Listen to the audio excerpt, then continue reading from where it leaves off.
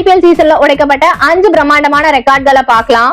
அஞ்சாவதா ஐபிஎல்ல அதிகபட்ச individual score வச்சிருந்த இந்தியருங்கிற அபிஷேக் சர்மாவோட சாதனை முறியடிக்கப்பட்டிருக்கு. 2024 ஐபிஎல்ல இவர் 141 ரன்கள் அடிச்சிருந்த நிலையில KL ராகுல் 152 ரன்கள் அடிச்சு இந்த ரெக்கார்டை பீட் பண்ணிருக்காரு. நாலாவதா ஐபிஎல் வரலாற்றுல அதிகபட்ச ஸ்கோரை சேஸ் பண்ண டீம்ங்கிற தங்களோட ரெக்கார்டை தானே உடைச்சிருக்காங்க பஞ்சாப் கிங்ஸ். 2024 262 ரன்களை சேஸ் பண்ணியிருந்த இவங்க 2026 சீசன்ல 264 ரன்களை சேஸ் பண்ணிருக்காங்க. அதுவும் வெறும் 18.5 ஓவர்ல.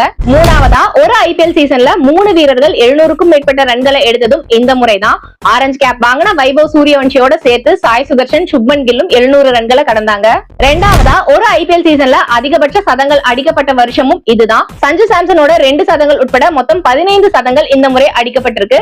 முன்னதா 2014 14 சதங்கள் அடிக்கப்பட்டதுதான் சாதனையா இருந்தது. முதலாவதா ஒரு சீசன்ல அதே சிக்ஸர் அடிச்சவங்கிற கிறிஸ் கெயிலோட 14 வருஷ ரெக்கார்ட் உடைக்கப்பட்டிருக்கு. அதுவும் வெறும் 15 வயசான வைபவ் சூரியவன்ஷினால. 2012 கிறிஸ் கெயில் 59 சிக்ஸர்களை அடிச்ச நிலையில இந்த வருஷம் வைபவ் சூரியவன்ஷி மொத்தம் 72 சிக்ஸர்களை பறக்க விட்டாரு.